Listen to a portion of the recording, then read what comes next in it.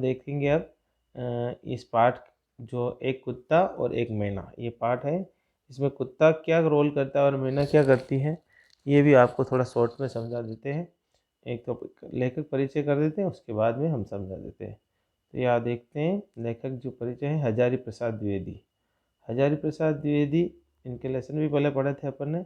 हजारी प्रसाद द्विवेदी का जन्म 1907 गांव आरत दुबे छपरा जिला बलिया उत्तर प्रदेश में हुआ है। उन्होंने उच्च शिक्षा काशी हिंदू विश्वविद्यालय कॉलेज जो एजुकेशन होती है प्राप्त की थी, तथा शांति निकेतन और काशी विश्वविद्यालय पंजाब विश्वविद्यालय में अध्यापन का कार्य किया है, टीचिंग लॉ किया था। ठीक है, काशी विश्वविद्यालय और शांति निकेतन। 1979 में इनका देहांत हो गया, ये परधाम सिधार गए। साहित्यिक इतिहास क्या है इनका, आलोचना, शोध, उपन्यास, निबंध लेखन क्षेत्र में द्विवेदी का योगदान विशेष उल्लेखनीय, खास बताने योग्य है। इनके जो अशोक के फूल, कुटज, कल्पना आदि ललित निबंध है। 4 उपन्यास हैं, बाणभट्ट की आत्मकथा, चारु चंद्रलेख, पुनर्वा, अनामदास का पोथा और आलोचना साहित्य में हिंदी साहित्य का उद्भव, विकास, हिंदी साहित्य की भूमिका, कबीर उनकी प्रसिद्ध कृतियाँ हैं, रचनाएं हैं। उन्हें साहित्य अकादमी पुरस्कार, पद्म भूषण अलंकार से सम्मानित किया गया। ये इनको इन अवार्ड से नवाजा गया, इन सम्मानित किया गया साहित्य के क्षेत्र में। द्विवेदी ने साहित्य की अनेक विधा जो होते हैं आप, निबंध हैं, उपन्यास है, कविता है, ये विधा कहलाती है। ये इनके हिंदी की, कोई कवि होता है तो कविता में कवि कई सेक्टर होता है, वो कविता ही बढ़िया लिखता है। कोई निबंध लेखन में बढ़िया होता है, कोई उपन्यास लेखन में होता है, कोई नाटककार बढ़िया होता है। लेकिन द्विवेदी साहित्य की अनेक विधाओं, यानी सभी विधाओं में उच्च कोटि के, तो बढ़िया अच्छी श्रेणी के, उच्च कैटेगरी के, टॉप मोस्ट कैटेगरी के उनके ललित निबंध विशेष उल्लेखनीय है। जटिल कॉम्प्लिकेटेड, गंभीर धीर गंभीर, दर्शन, फिलोसोफर, प्रधान बातों को भी सरल सुबोध, सरल आसानी से सुबोध जल्दी से समझ में आने वाला, मनोरंजन में एंटरटेनमेंट होता है, उनमें हंसी मजाक में होती है। प्रस्तुत करना द्विवेदी जी के लेखन की विशेषता है। रचना कर्म एक सहृदय विद्वान का रचना कर्म है, जिससे शास्त्र के ज्ञान, परंपरा का बोध, लोक जीवन के अनुभव का सृजनात्मक सामंजस्य है। क्योंकि जो लेखक जो होते हैं वह जहाँ न पहुँचे रवि वहाँ पहुँचे कवि। लेखक और कवि होते हैं जहाँ सूर्य की पहुँच नहीं होती है वहाँ तक वो पहुँच जाते हैं। कहने का मतलब उनका जीवन में काफ़ी एक्सपीरियंस होते हैं, काफ़ी उनको अनुभव होते हैं, उसके अलावा उनका ज्ञान भी बड़ा विराट होता है। तो ये सृजन के साथ में उनको लोक जीवन का भी ध्यान रखना पड़ता है। इन लोक जीवन की अनुभव और उनकी सृजनात्मकता के उसमें सामंजस्य ने उसमें कॉम्बिनेशन किया जाता है। ये था लेखक हजारी प्रसाद द्विवेदी का परिचय। अब ये कुत्ता और मैना, ये लेसन है, इसका हम परिचय करेंगे। निबंध में केवल पशु पक्षी के प्रेम, क्योंकि पशु पक्षियों से प्रेम देखते महादेवी वर्मा का भी था, आपने पढ़ा था। और मानवीय प्रेम, मानव की तरह, मानव का स्वभाव ये दया, प्रेम, करुणा, भाईचारा, सामंजस्य, संगठन, ये मानव का स्वभाव होता है। ये मानव इसीलिए कहे जाते हैं, प्रदर्शित करता है। बल्कि पशु पक्षियों में भी मिलने वाले प्रेम, विनोद और करुणा जैसे मानवीय भाव का विस्तार भी है। ऐसा नहीं कि मानवों में ये चीज़ें होती है, मानवों के मानवोत्तर भी देखते हैं आप। कितने ही कुत्ते होते हैं इतने बड़े स्वामी भक्त, और उनकी जो घोड़े होते हैं, गाय होती है, बिल्लियाँ होती हैं, घरेलू पालतू जो जीव होते हैं, बैल होते हैं, जैसे प्रेमचंद की आपने दो बैलों की कथा में देखा था, नीलकंठ महादेवी वर्मा के उसमें देखा था, गोरा गाय है उसमें देखा था। ऐसी कितनी और भी कहानियाँ भी, और मानव हम हकीकत में देखते हैं। घोड़े हैं, फिल्मों में भी होते हैं कुत्ते घोड़े, और जो आदमियों की रक्षा करते हैं, उनकी मालिक की हिफाजत करते हैं। ऐसी कितनी कहानियाँ हैं। इसमें रविन्द्रनाथ की कविताओं को उनकी जुड़ी स्मृतियों, यादों के सहारे गुरुदेव की संवेदना, उनकी संवेदना किसी के दर्द को समझने की शक्ति, आंतरिक विराटता यानी भीतरी हृदय की विशालता, सहज चित्र में उकेरे गए हैं, बताए गए, प्रकट गए। पशु पक्षियों के संवेदनशील जीवन का, कि पशु पक्षी भी कितने संवेदनशील होते हैं, वो भी इंसानों की जैसे वेदना या दुख या अपनापन महसूस करते। उनके सूक्ष्म निरीक्षण, उनकी छोटी छोटी बातों को ऑब्जर्व किया गया, उनकी छोटी छोटी बातों को बताया गया। ये निबंध सभी जीवों से प्रेम करने की प्रेरणा, और ये जो निबंध है सभी जीवों से प्रेम करने की, इसमें सब खासियत बात की है। ये निबंध सभी जीवों से प्रेम करने की प्रेरणा देता है कि हम मानव है तो मानव से ही प्रेम नहीं करें, सब जीव, पेड़ पक्षी, पत्ता पत्ता उसका भगवान का बनाया हुआ, ईश्वर अल्लाह का बनाया हुआ हर एक जीव, हर एक प्राणी मात्र से हम प्रेम करें। यही इस विराट स्वरूप, विराट हृदय की विशालता को बताने वाला ये पाठ है और इसको बताया गया है। इसको हम पढ़ेंगे, आगे समझेंगे। देखो ये रविन्द्रनाथ टैगोर है। रविन्द्रनाथ टैगोर को कितने नाम से जाना जाता है? रविन्द्रनाथ टैगोर, ठाकुर रविन्द्रदास, गुरुदेव रविन्द्रनाथ जी, ऐसे रविन्द्रनाथ टैगोर को कितने नाम, गुरुदेव से भी जाना जाता है। इस तरह से रविन्द्रनाथ टैगोर का बहुत बड़ा जनगण मन जो बताया उन्होंने, इस तरह गीतांजलि नामक ग्रंथ लिखा। ऐसे कितने ही उनकी व्यक्तित्व के पहलू हैं। इसमें से एक छोटा सा पहलू इसमें हजारी प्रसाद द्विवेदी ने बताने का प्रयास किया। ये थोड़ा सा इस कहानी से निबंध से संबंधित मैं बता दूं, ये इनका शांति निकेतन घर है जहाँ पर इन्होंने बनाया था, ये इसमें रहते थे। तो यहाँ से छोड़कर वह श्री निकेतन जाना चाहते, जो पैतृक घर था उनका, क्योंकि यह शांति निकेतन में यहाँ पर लोग बहुत ज़्यादा आने जाने लगते थे। रविन्द्रनाथ जी का बुढ़ापे का शरीर था और लोग ज़्यादा मिलने जुलने आते थे, कोलाहल होता था, तो उनको बेचैनी होती थी। तो यहाँ से छोड़कर वह श्री निकेतन जाना चाहते थे। श्री निकेतन ऐसा बड़ा घर था, पैतृक घर था, और ये घुमावदार सीढ़ियाँ थी, इसको चढ़ के जाना पड़ता था ऊपर। तो भी ये त्रिमंजिला है, 1 2 और 3 त्रिमंजिला कहते हैं। फर्स्ट स्टोरी, सेकंड और थर्ड, तो मंजिला ये होती है। त्रितल भी कहते हैं इनको। तल, तो ये फर्स्ट तल, दूसरा तल और तीसरा तल। तो यहाँ पर रविन्द्रनाथ टैगोर जी तीसरे तल में रहते थे।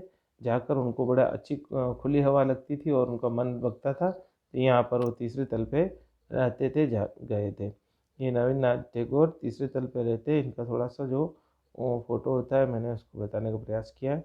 वहाँ पर लेखक जाता है अपने भी बच्चों के साथ में मिलने के लिए, और वहाँ उनसे बातचीत करता है और अपनेपन के भाव प्रकट करता है। और अक्सर वो मिलने जाते ही है। उसी दरमियान एक कुत्ता उनसे मिलने आता है, और जो शांति निकेतन में वो कुत्ता रात दिन अक्सर उनके पास में रहता था और उनसे बड़ा स्नेह पाता था। तो ये सभी लेखक हजारी प्रसाद द्विवेदी, उनकी पत्नी और ये बच्चे वो जाते हैं और ये रविन्द्रनाथ टैगोर जी से मिलते हैं। उस समय एक कुत्ता यहाँ पर आता है, जो ये कुत्ता है, ये कुत्ता बताया गया है, ये रविन्द्रनाथ टैगोर जी हैं, ये द्वारिका प्रसाद जी, इनकी पत्नी और ये बच्चे हैं। इस तरह से ये थोड़ा फोटो के द्वारा समझाए आपको, आप समझ सकें अच्छे तरह से पाठ को। तो ये वहाँ पर उसी समय ये कुत्ता आता है। इस कुत्ते के बारे में बताया कि वो कितना संवेदना से भरा हुआ था और रविन्द्रनाथ टैगोर से कितना प्यार करता था, प्रेम करता था, कि वो उनके बिना नहीं रख सकता था। कैसे उनको पता चल गया कि रविन्द्रनाथ जी शांति निकेतन से श्री निकेतन आ गए। श्री निकेतन में उसको किसी ने रास्ता नहीं बताया, ढूंढता ढूंढता यहाँ तक आ जाता है। तो ये इसके बारे में बताया। इसके बारे में हम यहाँ पर इसके बारे में पाठ पढ़ेंगे, एक कुत्ता और एक मैना। मैना का भी इसी तरह से वो अगले जस्ट इस ये टॉपिक होने के बाद उसके बारे में हम फोटो से समझेंगे। आज से कई वर्ष पहले गुरुदेव के मन में आया, आज से कई वर्ष पहले गुरुदेव के मन में आया कि शांति निकेतन को छोड़कर कहीं अन्यत्र जाए, अन्यत्र न कहीं और। स्वास्थ्य बहुत अच्छा नहीं रहता था, स्वास्थ्य उनका अच्छा नहीं था, वृद्ध अवस्था थी, शायद इसीलिए या यूँ पता नहीं क्यों, या पता नहीं क्यों उनके मन में, क्योंकि कभी कभी बेचैनी होती है। एक ही जगह जा रहे थे तो हम प्लेस को चेंज करते हैं, जगह को छोड़कर दूसरी जगह जाते हैं तो हमारा मन थोड़ा सेट हो जाता है। उनको पता नहीं उनको क्या मन में हुआ, तो पाया कि वे शांति निकेतन इसके पुराने 3 मंजिले मकान में कुछ दिन रहे। तो श्री निकेतन के, शांति निकेतन को छोड़कर श्री निकेतन के पुराने जो पैतृक घर था, ये श्री निकेतन है और इनका बनाया शांति निकेतन। तो ये रहे। शायद मौज में ही आकर उन्होंने ये निर्णय किया, शायद मस्ती में आके, मौज में, यानी अपनी मूड होता है, अपने खुशी होती है, तो ये शांति निकेतन छोड़ के श्री निकेतन आना चाहते हैं। वे सबसे ऊपर के तल्ला जैसे मैंने बताया था मंजिल में रहने लगे। उन दिनों ऊपर तक पहुंचने के लिए लोहे के चक्करदार सीढ़ियाँ, जो राउंड सर्कल नुमा होती है, गोल गोल गोल गोल सीढ़ियाँ, तो उस पर चढ़ के जाना बुढ़ापे में बड़ा मुश्किल होता है, तो ये बड़ा कठिन था उनके लिए। चिड़िया थी और वृद्ध और क्षीण वपु रविन्द्रनाथ के लिए उस पर चढ़ सकना असंभव था। वृद्ध यानी बुढ़ापा, क्षीण वपु, वपु यानी काया, क्षीण यानी कमजोर। कमजोर उनकी जो काया थी, कमजोर उनका जो शरीर था रविन्द्रनाथ टैगोर का, उस पर चढ़ सकना बड़ा असंभव था, बड़ा मुश्किल था, संभव नहीं हो। क्योंकि उस समय लिफ्ट वगैरह तो बंगलों में, गाड़ियों या फ्लैट में होती नहीं थी। ऊपर चढ़ने के लिए उस समय ऐसी सुविधा नहीं होगी, ऐसी टेक्नोलॉजी नहीं होगी। फिर बड़ी कठिनाई से भी उन्हें वहाँ ले जाया जा सका। तो उन रौंददार घुमावदार सीढ़ियों से होते हुए उनको तीसरे मंजिल पर बड़ी कठिनाई से ले जाया गया, ये बताते हैं। उन दिनों छुट्टियाँ थी, छुट्टियाँ होती हैं, अक्सर आती है। आश्रम में अधिकांश लोग बाहर चले गए थे, जो शांति निकेतन था वहाँ से बाहर चले गए थे। आश्रम, उसको आश्रम भी बोलते थे। एक दिन हमने सपरिवार उनके दर्शन की ठानी। लेखक कहता है, क्योंकि लेखक शायद वहीं पढ़ाते होंगे, शांति निकेतन में अक्सर जाया, मिल लिया करते होंगे, या मिलने की इच्छा होती थी तो रविन्द्रनाथ टैगोर जी से मिल लिया होते थे। लेकिन एक दिन उन्होंने श्री निकेतन जाकर मिलने की सोची कि चलो, शांति निकेतन में रविन्द्रनाथ टैगोर जी नहीं रहते, तो हम सपरिवार दर्शन करने की ठानी। किनके दर्शन करने की? रविन्द्रनाथ टैगोर जी। दर्शन को मैं विशेष रूप से दर्शनीय बनाकर लिख रहा हूँ। लेखक कहते हैं कि मैं दर्शन को विशेष बनाकर लिख रहा हूँ। उनका कारण ये है कि गुरुदेव के पास जब कभी मैं जाता, जब लेखक जाते, तो प्राय न अक्सर वे यह कहकर मुस्कुरा देते, मुस्कुरा यानी हंस देते थे कि दर्शनार्थी हैं क्या दर्शनार्थी हैं क्या, कोई दर्शनार्थी हैं क्या, लाख साथ में लेके आए। क्योंकि अक्सर उनसे मिलने वाले आते थे, तो लेखक की कोई परिचित होते तो हजारी प्रसाद द्विवेदी उनको साथ में लेके जाते, तो वो कहते थे कि ये दर्शनार्थी, यानी कोई ग्रेट पर्सनैलिटी होती, व्यक्तित्व होता है, तो उनको हम मिलना, उनका देखना, दर्शन करना कहते हैं, क्योंकि उनके सम्मान का शब्द होता है। तो दर्शनार्थी हैं क्या? शुरू में तो मैं उनसे ऐसी बांग्ला में बात करता था, क्योंकि बंगाल के हैं रविन्द्रनाथ टैगोर, बांग्लादेश बंगाल के, पश्चिम बंगाल के, तो बांग्ला में बात करते थे। तो वस्तुतः उन्होंने हिंदी मुहावरों का अनुवाद हुआ करती थी।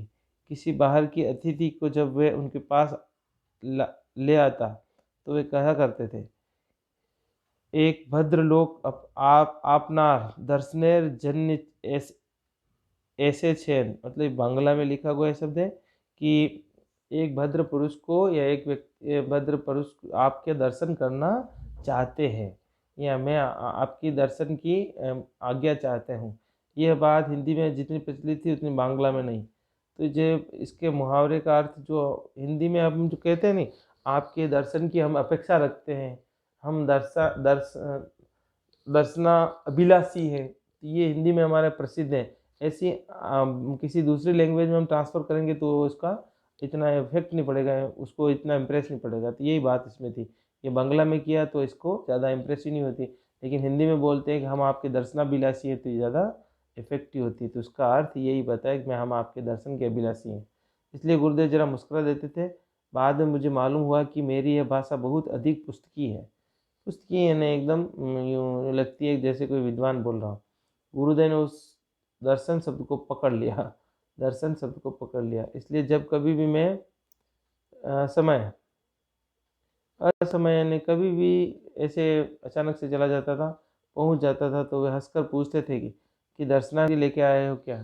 क्योंकि उन उन हजारी प्रसाद द्विवेदी और रविन्द्रनाथ टैगोर जी का गहरा प्रेम और संबंध होगा, काफ़ी करीबी नज़दीकी रहे होंगे। तो वे जब भी जाते तो कहते किसी दर्शनार्थी को लेकर आए हैं क्या? या यह दुख के साथ कह देता हूँ कि अपने देश के दर्शनार्थी में कितने भी इतने प्रगल्भ भी न होशियार, चालाक, विद्वान, ऐसे कितने अर्थ लगाए सकते। प्रगल्भ प्रगल्भ होते थे, इतने होशियार होते थे कि समय समय, क्योंकि किसी से मिलने जाना है, ये भी एक ध्यान रखने की बात होती है कि जब हम किसी से मिलने जाते हैं तो कितने बजे जाए, वो क्या कर रहे होंगे, उनका क्या शेड्यूल है, क्या टाइमिंग है। किसी महान व्यक्ति से जाए तो ध्यान रखना चाहिए कि क्या वे सवेरे उठते ही पाठ पूजा करते हैं, क्या उनके नाश्ते का टाइम है, क्या उनके आराम का समय है, क्या कब खाना खा रहे हैं। तो उस समय जो उनका शेड्यूल होता है, लाइफ शेड्यूल डिस्टर्ब नहीं करें इस समय से। स्थान अवस्था अनवस्था एकदम परवाह नहीं करते थे। जब कभी भी एकदम से चले गए और जाते ही किसी लाइफ को डिस्टर्ब करते थे, ये बड़ा बेतुका सा लगता है, ये हमको ध्यान देने वाले थे। रोकते रहने पर भी आ जाते, कुछ मना कर देते कि नहीं भाई अभी वहाँ रविन्द्रनाथ जी विश्राम कर रहे हैं, खाना खा रहे हैं, तो भी वो घुस जाते थे। ऐसे दर्शनार्थियों से गुरुदेव कुछ बीत बीत से रहते थे। ऐसे दर्शनार्थियों से दर्शन करने वाले से गुरुदेव रविन्द्रनाथ जी भीत भीत डरे डरे से रहते थे, कब कौन आ जाए, कब कौन सिर कपा जाए। इससे उनकी शांति में थोड़ी खलल पड़ती थी। अस्तु में मैं बाल बच्चों के एक दिन श्री निकेतन जा पहुंचा। कई दिनों से उन्हें देखा नहीं था, कई दिनों से, क्योंकि अपने करीबी कोई होते हैं, प्रिय होते हैं, तो हम उनसे मिलना चाहते हैं, क्योंकि मिलकर हमें बड़ी खुशी मिलती है, अपनापन लगता है, ये हम जानते हैं। तो वो इसी तरह से उनका अपनापन था। गुरुदेव वहाँ बड़ा आनंद में थे। गुरुदेव जी बड़े आनंद में थे रविन्द्रनाथ जी, क्योंकि श्री निकेतन में जाने के वहाँ पर शांति निकेतन में नाम शांति का था, लोग ज़्यादा आने लगे। श्री निकेतन में लोग आते जाते ज़्यादा नहीं थे, क्योंकि वो तीसरे तल पे था, ऊपर कौन जाया, एकदम से अचानक कोई आता भी नहीं था। अकेले रहते थे, भीड़ भाड़ उतनी नहीं होती थी जितनी शांति निकेतन में थी। जब हम लोग ऊपर गए तो गुरुदेव बाहर एक कुर्सी पर चुपचाप अस्तगामी सूर्य की ओर देख रहे, ध्यान विस्मित स्मित नयनों से देख रहे थे। अस्तगामी ने अस्त होते हुए सूर्य, एक तो होता है सनराइज, सूर्य उदय होता है, और एक अस्त नहीं, अस्त होते हैं, सनसेट होते हैं। स्मित यानी हंसते हुए नयनों से देख रहे थे। कितना सुहावना दृश्य था। हम लोगों को देखकर मुस्कुराए। ऐसे ही अपना कोई आया उस समय, लेखक और गए, तो बच्चों को देखकर और लेखक को देखकर जरा मुस्कुराए और हमसे छेड़छाड़ की, उनसे बातचीत की। कुशल से हम पूछते ही, जब कैसे आए, कब आए, कैसे हो, स्वास्थ्य बढ़िया, ये कुशल से हम पूछना एक व्यावहारिक जगत की बातें होती। किसी से भी हम पूछते तो उसके कार्य की बात करते, पहले उसकी कुशल से हम पूछते हैं, फिर चुप रहे। ठीक उसी समय उसका कुत्ता धीरे धीरे ऊपर आया और उनके पैरों के पास खड़ा होकर पूँछ हिलाने लगा। किनका? रविन्द्रनाथ जी का कुत्ता, जो शांति निकेतन में था, उसी समय आता है और धीरे से ऊपर आकर खड़ा हो जाता है रविन्द्रनाथ जी टैगोर के पास, और वो उनकी पूँछ हिलाने लगता है, प्रेम के भाव प्रकट करता है। गुरुदेव ने उनकी पीठ पर हाथ फेरा। वह आंखें मूंदकर रोम रोम से उस स्नेह का रस का अनुभव करने लगा। कौन? वो कुत्ता। जो कुत्ते की, इस पर कुत्ता और मैंने की जो बात होती है, तो ये कुत्ते का, ये बात इसी कुत्ते की हो रही है, जो एकदम आंखें मूंद कर रोम रोम, एकदम रोम रोम उसका रोया रोया स्नेह रस से भर जाता है। जब राम रविन्द्रनाथ टैगोर जी उसके सिर पर या कंधे पर हाथ रखकर उसको सहलाते हैं, तो एकदम से वो स्नेह, एकदम प्रेम का अनुभूति पाता है। गुरुदेव ने हम लोगों की ओर देखा और कहा, देखा तुमने, यह आ गए। किसके लिए कहा? कुत्ते के लिए। देखा तुमने, ये आ गए। सम्मान दिए कुत्ते को भी, ये नहीं बोला कहा हट भाग यहाँ से, ऐसे तू यहाँ का पैसे कौन आ गया। तो जो प्रेम करने वाला, चाहे छोटा सा भी सामान्य जीव, कुत्ता क्यों नहीं हो, तो उसको उसका उसका फल उसको दिया। मालूम हुआ कि मैं यहाँ हूँ। आश्चर्य, देखो कितनी परितृप्ति इसके चेहरे पर दिखाई दे रही। सब रविन्द्रनाथ जी कहते हैं कि देखो, इसको कैसे, किसने बताया, जो मुझे ढूंढता हुआ यहाँ पे आ गया, ये आश्चर्य की बात है। देखो कितनी परितृप्ति है, ये पर मेरे पास आकर इसकी आंखों में, इसके चेहरे को, इसके भाव को देखो कि कितनी इसकी परितृप्ति है, ने इसको कितना संतोष हो रहा है, कितना सेटिस्फाइड हो रहा है, कितना खुश हो रहा है यहाँ पर आने पर। हम लोग उस कुत्ते के आनंद को देखते रहे, और कुत्ता जैसे चुपचाप आंखें बंद कर कर वो उसकी जो आनंद की भाव थे उसको सब लोग देख रहे थे। और ये भी देख रहे थे लेखक को। किसी ने उसको राह नहीं दिखाई, किसी ने भी उसको वहाँ से हटाया नहीं, न ही उसे बताया कि ये उसके स्नेहदाता यहाँ से दूर।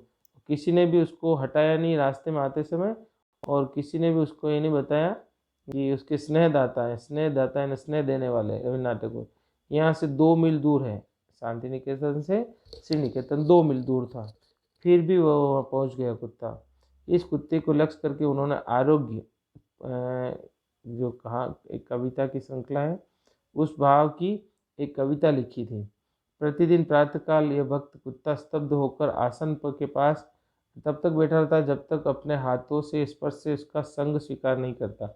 इस तरह से कुत्ता सबसे पहले रविन्द्रनाथ टैगोर जी के पास आ जाता, और प्रातःकाल, और भक्त की तरह, जैसे कोई एक गुरु के पास शिष्य बैठा होता है, जैसे ही गुरु शिष्य के मस्तक पर हाथ फेरता है, पैर करता है, फिर वो शिष्य चला जाता है, उसी ढंग से ये कुत्ता उनके रविन्द्रनाथ टैगोर के पास में बैठता था आसन पर। और जब उसके हाथों का स्पर्श हो जाता रविन्द्रनाथ टैगोर की, तो उसको संग पाकर वहाँ से फिर वह चलता या वहाँ से हटता था।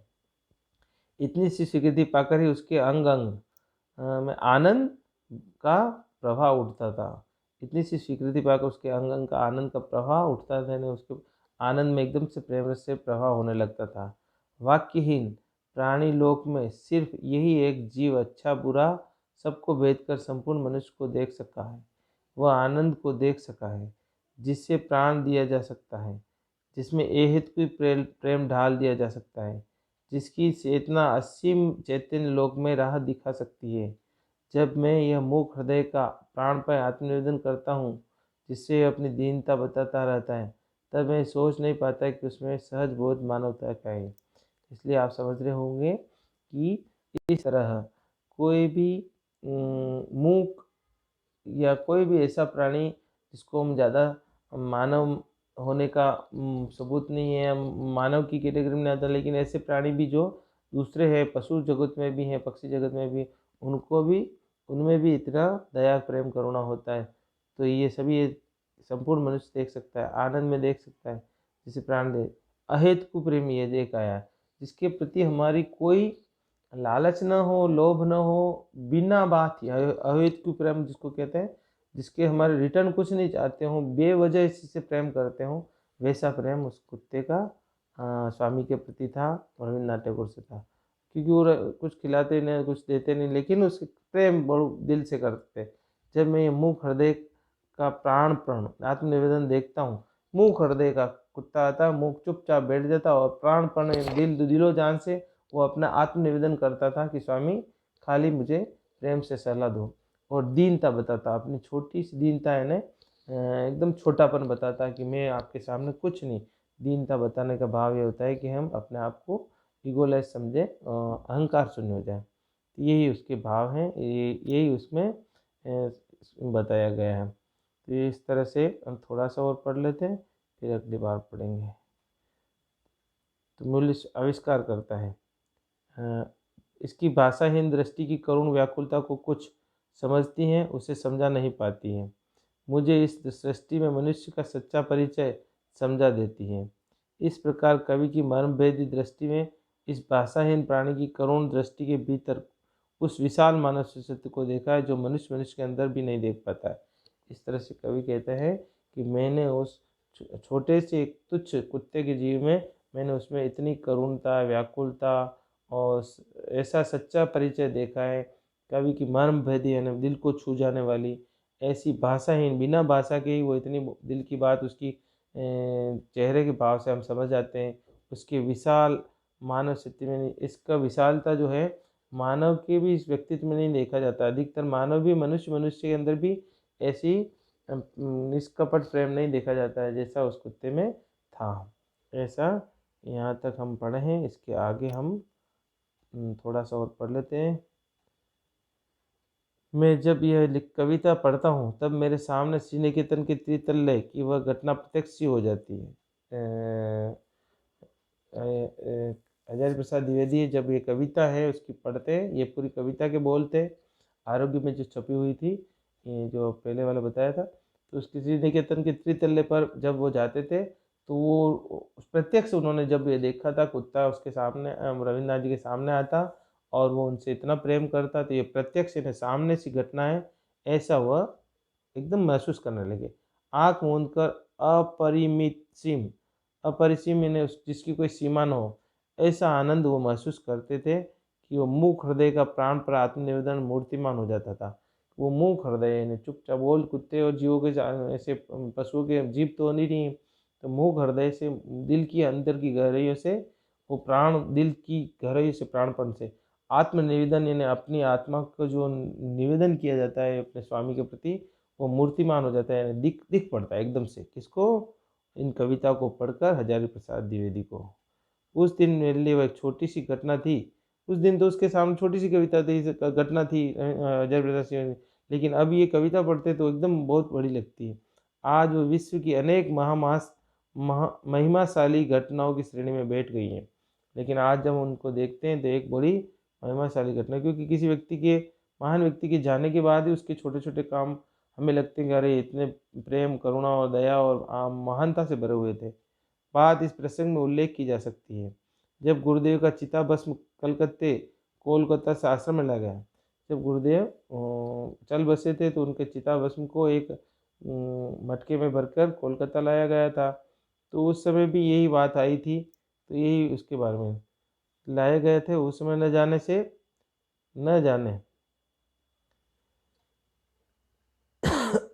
जाने किस सहज बोध से बल पर वो कुत्ता आश्रम के द्वार तक आया, चिताभस्म के साथ अन्य अन्य आश्रमवासियों के साथ गंभीर, क्योंकि सब लोग जानते थे कि ये कुत्ता गुरुदेव से अनन्य प्रेम करता था, तो इसलिए वो कोई रोकता भी नहीं था। और उस कुत्ते में भी ऐसी कोई उलूल जुलूल हरकतें नहीं होती थी। एक एक सभ्यता और एक सलीके से वो रहता था उस आश्रम में। तो वो कुत्ता भी उस आश्रम के, जब उनका अस्थि कलश लाया गया था उसके पास में आकर बैठ जाता, अन्य अन्य दूसरे लोगों की तरह, आश्रमवासियों की तरह शांत गंभीर भाव से उत्तरायण तक गया।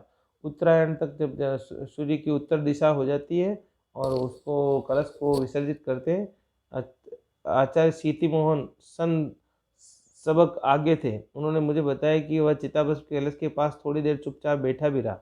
इस तरह से अपने आप को उसने महसूस किया चिताभस्म के पास में बैठकर कि इसमें रविन्द्रनाथ टैगोर जी स्वयं है, क्योंकि हम चिताभस्म जो भी होते हैं उनके अवशेष जो होते हैं उनके साथ में हम उन अपने अपनत्व का जुड़ाव महसूस करते हैं। ऐसी हमारी भावनाएं होती है हिंदू संस्कृति में। तो कुछ पहले की घटना याद आ रही कि कुछ उन दिनों शांति निकेतन में एक नया ही आया था।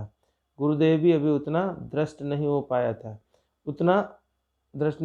था, गुरुदेव उन दिनों सुबह बगीचे में टहलने के लिए निकला करते थे। मैं एक दिन उनके साथ हो गया। मेरे साथ एक पुराने अध्यापक थे। ये सही बात तो यह है कि उन्होंने ही मुझे अपने साथ ले लिया। गुरुदेव एक एक फूल पत्ते को ध्यान से देखते हुए बगीचे की ओर टहल रहे थे और अध्यापक उनकी तरफ देख के बातें कर रहे थे, क्योंकि गुरुदेव शांति निकेतन एक विद्यालय था अच्छा सा, तो उसमें कितने भी अध्यापक भी थे, अच्छे उच्च कोटि के विद्वान भी थे। तो ये उनके साथ में रहते थे, हजारी प्रसाद द्विवेदी, क्योंकि यहाँ पर टीचिंग जॉब था उनका। इस तरह से वो उन्हें उनकी जो घटना है जीवन की वो सुनाते हुए कह रहे हैं। आज इतना ही पढ़ेंगे। इसके साथ में आपको हर बार बता रखा है कि आप इनके शब्दार्थ जो मैंने बताए हैं वो शब्दार्थ एक एक जो गोले बनाए और ख़ास शब्दार्थ हैं उनको आप अभ्यास पुस्तिका में हल करें और आगे का पाठ भी आप पढ़ लें और पीछे की कार्य भी पूरा कर लें। आज इतना ही। आने वाले टर्न में हम इसके क्वेश्चन प्रश्न उत्तर और इसके पूरा अध्याय पूर्ण करेंगे। जब तक स्वस्थ रहें, मस्त रहें और सावधानी पूर्वक अपने टेस्ट को दें और बड़े अच्छे से ज़्यादा अंक लाएं। यही मेरी आपसे अपेक्षा है। और आपकी बार आपको टेस्ट में लिखित PDF बनाकर हमको भेजना भी पड़ेगा। ईमानदारी से, सच्चाई से आप ये काम करें और पढ़ाई करें। धन्यवाद।